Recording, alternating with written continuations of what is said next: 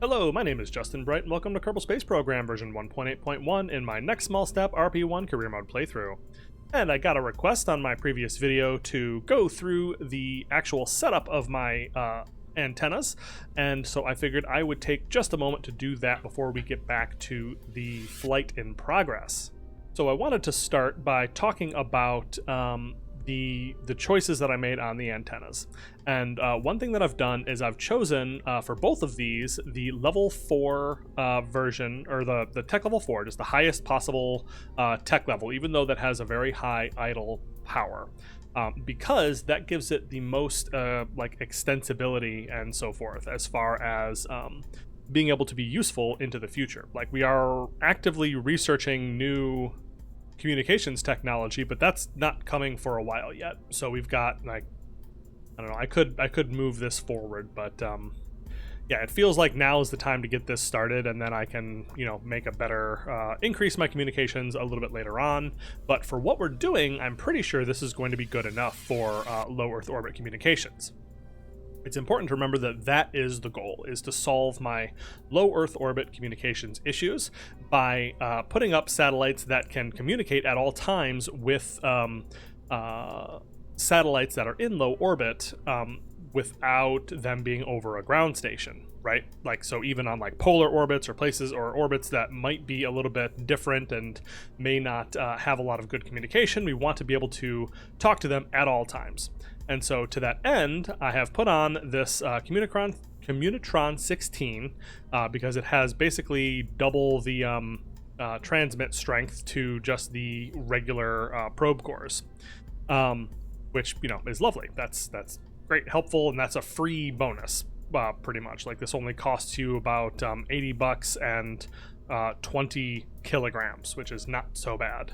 So if I'm understanding the planner, this should work for what we are trying to do here. So what I'm looking at is I've opened up, well, let me just actually step through it. So we open up the Commutron 16, which we have here, and then I'm going to open up the antenna planning GUI. We've already selected it, but what I'm going to select here is we're going to open up the Telenet 1, which is this satellite, and I'm going to say that we are going to be communicating with the ROT probe core. So this is the Realism Overhaul Tanks probe core, the automated one, the one that comes basically on with any procedural avionics, and it's going to be at tech level 4 and at just the default transmit power of 30 dBm. So I've left everything at 30 dBm because I'm not sure that it matters for the ranges that I'm looking at this tech level. So if I click on the probe core, which that gives us a result over here in the antenna planning GUI. So it says that this is the peer for this particular antenna, and it gives us a transmit and receive value at various ranges. And if we go up to the absolute max, where like any higher and it drops off completely, so at 46 it's 0, 45 we have 8 bits per second transmit, 8 bits per second receive, which means that we have 45 million meters of altitude we can be away from this this antenna and still get signal and transmission of data. So if I'm understanding that properly, that means that if I were to put this into orbit, which is going to be, remember, at about 37 million meters, that anything within 45 million meters that has a even just a regular probe core antenna that is at tech level 4 on the UHF band, we should be able to get signal up to 45 million meters away in any direction from one of these relay satellites, of which there will be 3 equidistant around Earth, and so they should have basically full coverage except for of like a very small part of the North Pole, probably North and South Poles.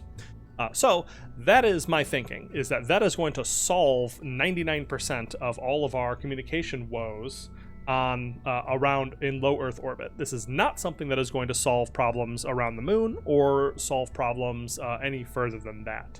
But that is the step one. That is the most important part, is being able to make that communication.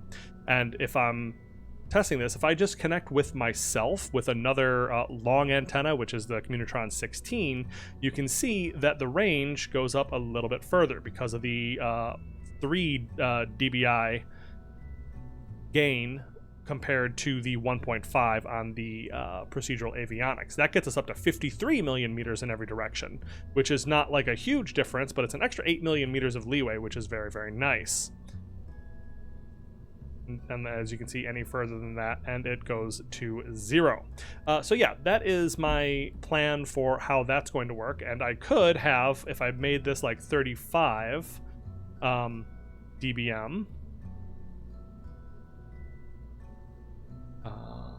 and communicated with a 30 dBm probe core, we would have been able to get not a whole lot further, because the bottleneck is not this satellite, it is the ground one. So we would have to turn up the gain on both to see that kind of matched increase in performance. You see what I mean? Like if I were to connect to another 35 dBm long antenna, then you'll see that 44, all of a sudden we got 31 and 31. And that gets us all the way out to 95 million meters. So just increasing the antenna power a little bit would give me a pretty dramatic increase in the range of these. But like I said, we are the magic number that I was looking for is under geostationary, which is easily achievable at 52 million meters. I don't think there's anybody, I don't think there's going to be any satellites that I have that are going to be using basic UHF antennas further than 50 million meters away from Earth. Like at that point, I would give them some kind of dish to be able to talk back to the deep space network, because that is dead simple. So yeah, that is that, and this is then going to be able to communicate at least nominally with everything inside of that sphere of well, the 3 spheres of 52 million meters away from each of these 3 satellites in low Earth orbit, which are going to be at 37 million meters themselves. So that should overlap and get us the vast majority of Earth. The other thing that I've done here is to communicate, like I could communicate with Earth with this. So if I had, let's see, we'll just make sure that we got the Communitron, 30 dBm, etc. Open this planning thing, and we'll just say celestial bodies Earth. Okay, so that at 37 million meters, we have a really solid connection pretty much at all times. So we could have just used this, but I like the idea of having a more powerful dedicated connection. So we're going to open this, and these S-band antennas are definitely intended to point directly at Earth. So we do that.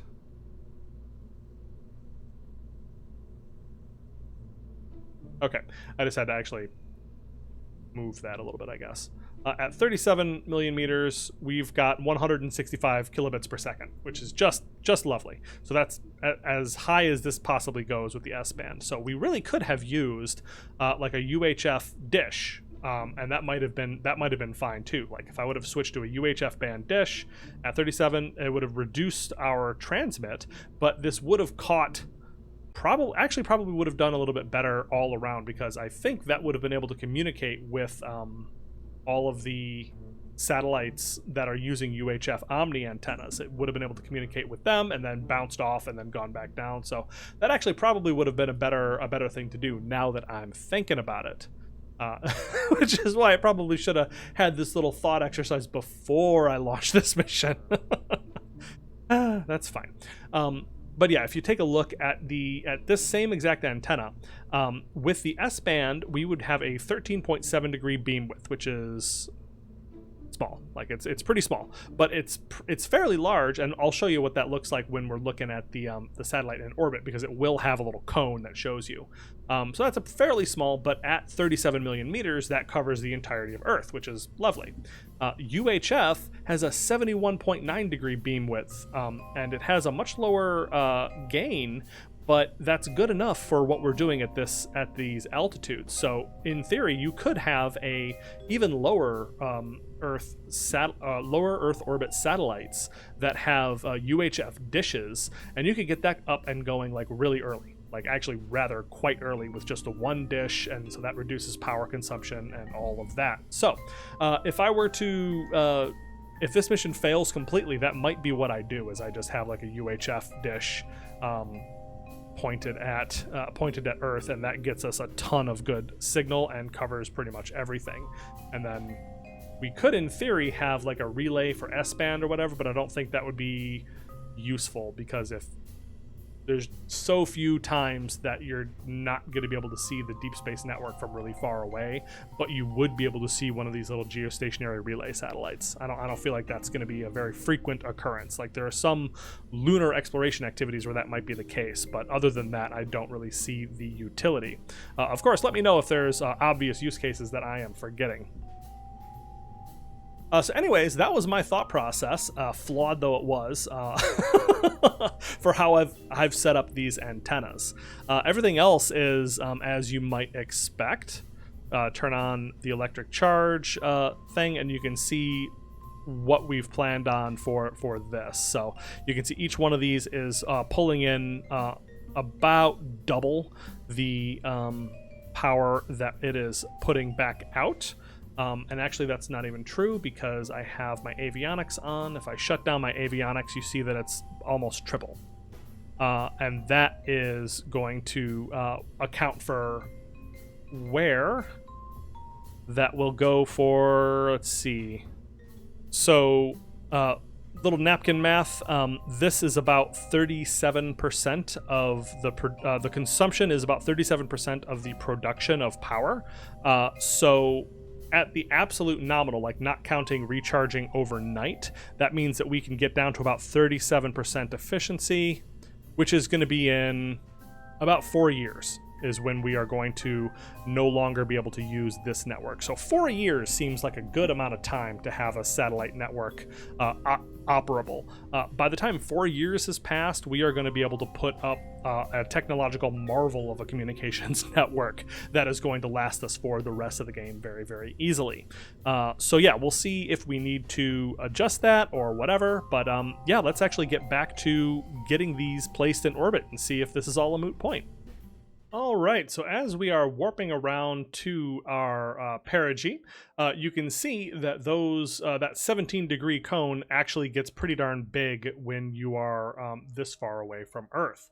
So the way that this visualization works, as I understand it, is this central pink cone is the actual like nominal range of the of that dish. So this is where signal is going to be highest and where connection is going to be good. This outer ring is where it starts dying down in signal strength until it is at nothing out at the edges, and then it's somewhere around here. It's not a very firm line, but at somewhere around there, that is when the signal is going to cut out completely. But you can see that we are pointing at like we have almost the entire disk of the Earth centered in our sights here, and the deep space network dishes are always going to be like, hopefully we're always going to have one in view of each of these. I didn't actually make a point to try to make sure that happened, so I'm just gonna have to keep my fingers crossed that is the case, and there's not like some weird spot that is like perfectly in between the two. Like, I don't know, there's a possibility that you could be facing exactly right here, and that would be not so great to be able to actually get connection with the deep space network dish. But fingers crossed that doesn't happen. I did nothing to try to avoid that fate, but yeah, I guess we'll see how it goes. So yeah, that's what that looks like when you are visualizing the communications dish range. All right, so we have a alarm clock in 10 hours. Oop, we are rotating, tumbling for no reason. It's less than great, but that's also, I'm not that stressed about it. All right, so we're coming down, and the plan that I have is that I am going to separate a little bit early, and like now seems like a great time. Let's go ahead and point this back towards the sun so that it doesn't have to rotate around when it becomes very unbalanced. Because once this probe is separated, this thing is going to be so unbalanced that I wouldn't be able to really fire these engines if I wanted to. It would just tumble wildly because of the weight disparity from one side to the other. So I'm going to just remove that because we're not going to do time warping until I have a maneuver set. But the plan now, once this is all settled in, we are going to eeny, meeny, miny this one. Oh, we've got the avionics on all of these, so I can actually shut these down until it's time. There we go. So this one just has its avionics on, and that is all ready to go. And yeah, so now we are going to just separate one of our satellites, and it is time to do that. So decouple. All right, and we have to, the main bus, satellite bus, adjust slightly, but this one then begins tumbling off into the void. Fabulous. So I'm gonna activate our engines. Go away. I can go away for a second. We are going to kill rotation once I turn on my RCS and extend our solar panels. There we go. And extend our antenna. There we go. So our satellite is ready. It's not super well balanced for actually maneuvering around in space because it only has one set of RCS thrusters up at the top, but I think that's going to be okay for what we're trying to do. That should be enough to allow it to fire in one direction, forward and back and so forth, to get a very precise set of orbital, a very precise orbital period. As I've mentioned, that is what the important thing is.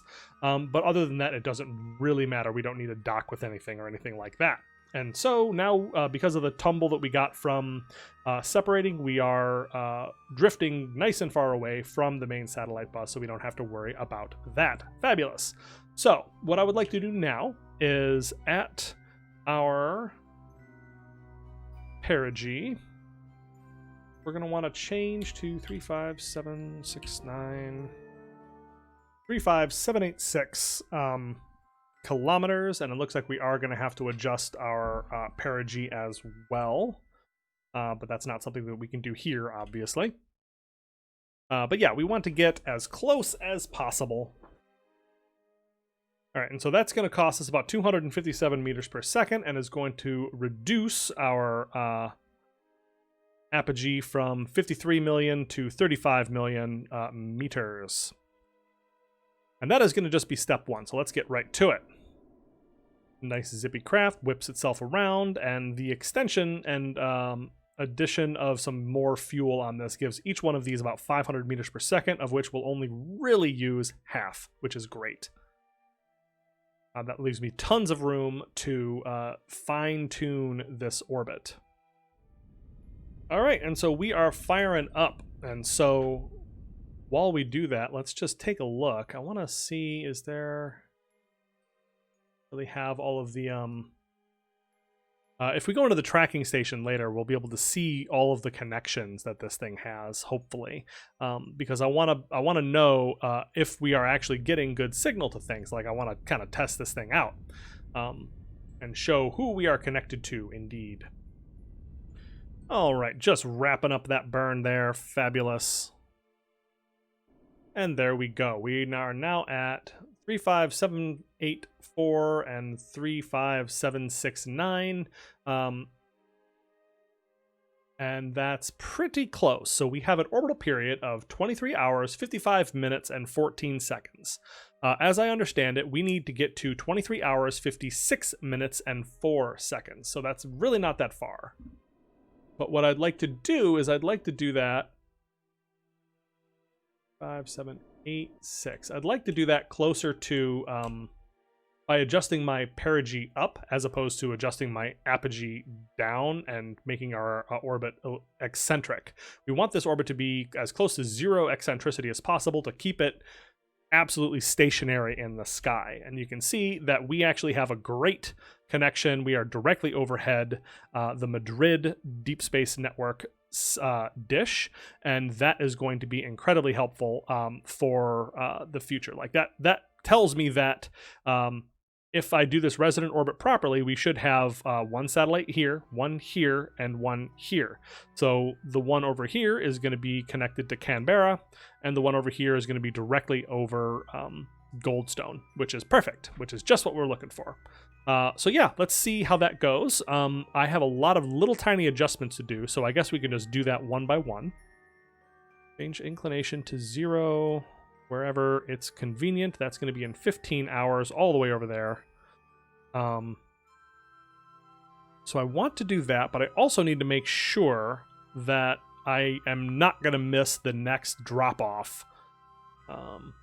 So what I'm going to do is I'm actually going to pick up probes or relays, Telenet, select that, and then this allows me to switch back and forth, which is nice. So let's switch to target.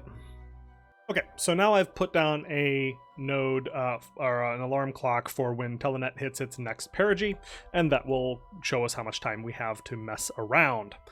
So it looks like this is going to be something that happens after we fix our perigee. So let's go around and do that.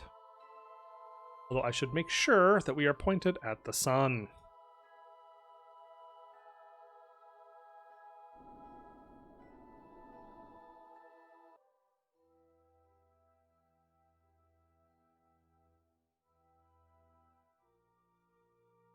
All right, so I started with just a small adjustment to my in my prograde direction to set my apogee to 35786. So now we are spinning around, and we still have a little bit of time before Telenet comes back around, as you can see. But I'm just very carefully and slowly making adjustments. So the next thing we're going to do is try to get our inclination down to 0, and then I'm going to try to get my my perigee up to 35786, and at that point we are going to try to get inclination as close to 0 as, or our eccentricity as close to 0 as possible. And then that's when we're going to be fine-tuning our what do you call it, fine-tuning our, geez, look at that, everything's moving around as I'm doing this. All right, so clearly MacJeb is having trouble with numbers this small, so we're just going to, oh my god, I'm rolling around. It's not as great. Oh wow, we just finished the orbital perturbation experiment. That's exciting.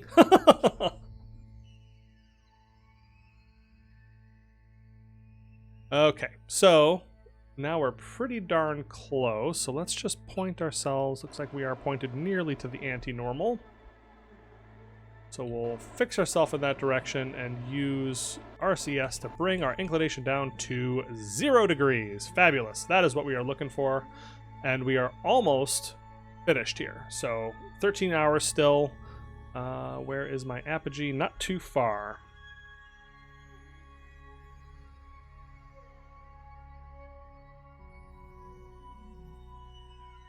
Okay, so having just slid right past our apogee, what I'm doing now is I'm just going to point ourselves prograde, and now I am just going to be trying to get our orbital period down to the exact number that we're looking for. You see that we're pretty darn close, but the number that I'm looking for is 23 hours, 56 minutes, and 4 seconds.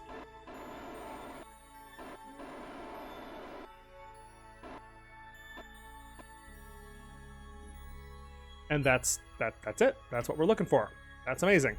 Yeah, so this is the number that gets you, that's the geostationary orbital period. Like, that is the rotational speed of the Earth, and there's plenty of math you could do to figure out exactly what that is, but this looks pretty darn good. Like, 0.006 eccentricity is not amazing, but it's also, like, it's as good as we're going to be able to get, and all the other numbers are pretty damn good. Everything else looks fantastic. So we do, unfortunately, need to rotate to point at the sun, which is going to throw things off just a touch. But now we can just fix that again. So 23 hours, 56 minutes, 4 seconds.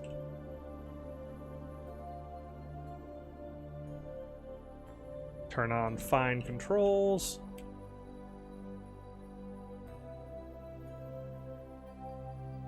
And there we go. I think that is about, well, hold on. Let's kill rotation. Yeah, just kill rotation.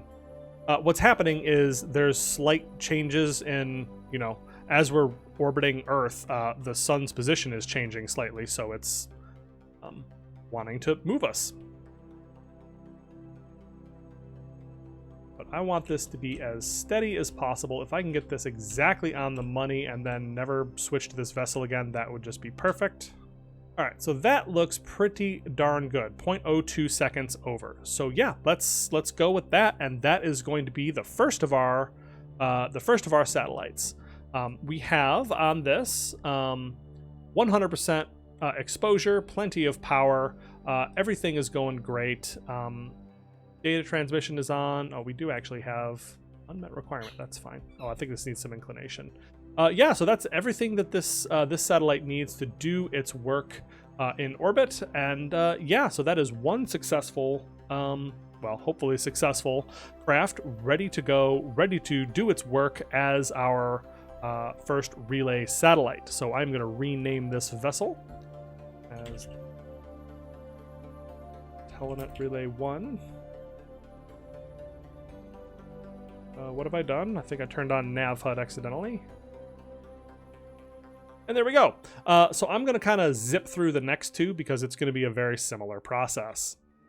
All right, so one thing that I will show you as I am warping around to the next drop-off point is just naturally by what this orbital period is compared to the orbital period of our relay satellite that we've dropped off, it has just naturally gone about 1/3 of the way around, and that's going to happen exactly one more time. So yeah, this resonant orbit dropping off of one satellite at a time with a larger lifter, I think is fantastic. I think this is the way to do big satellite networks like this. And now that we are just about there, let's go ahead and decouple and do the whole process again. So I'll see you in a couple minutes. All right, so that is 2 satellites set up. We have this one 100% sun exposure, 23, 56, and 4 seconds with a 0.01 inclination, which is, again, not super great. That is going to make it precess a little bit around in the sky, but I'm not worried about that so much as making sure the orbital period is correct and they stay in sync. That's what I'm really looking for, is making sure that all 3 satellites stay relative to each other for as long as possible. I think that, actually, I wonder if I could get this to the 0.02 that the other one is. There we go. That actually wasn't that hard, because that now means that they have the exact same orbital period, so that means that they should move around in their orbits at the exact same speed and stay relative to each other forever, at least for the next 4 years. So, all right, that's 2 for 2. Let's go for 3. All right, let's do a little bit of orbital cleanup and try to deorbit our, what do you call it, the satellite bus that got us here. I think that would be fun. We've got plenty of Delta V. Lots of fuel left. This thing was a little bit overbuilt for what I used it for, but that is just fine because that means I just don't have to worry about it. And there we go. This will now crash into the atmosphere and burn up, or smash into the ocean or something, hopefully. All right, so there we have it, folks. 23, 56, 402 on 3 out of 3 satellites. Inclination, we have 0.009 on this one, which is a little bit better. So yeah, that should do it. And you can see that it has just naturally, because of that resonant orbit, has shaken out so that we have the 3 in at 3 parts of a triangle. And you can see that we have good connection down to the Canberra Deep Space Network, and that should do it. All right, so the CommNet network is a laser light show that is not actually very valuable, but we can see that each of our 3 Telenet satellites has a connection with a single deep space network station, and they seem to have good signal to just about everything. If you click down to the links, like it looks like we can talk to most things that have power and all that. Yeah, so that is where we are going to leave that, and I'm not sure if this contract is going to complete for me. It looks like there's something got wonky with that. I may have to force complete it, but we'll see how that goes. So for now, I think that is where we're going to leave it. If you enjoyed this episode, please let me know down in the comments below. Like and subscribe and all that, and I will see you next time.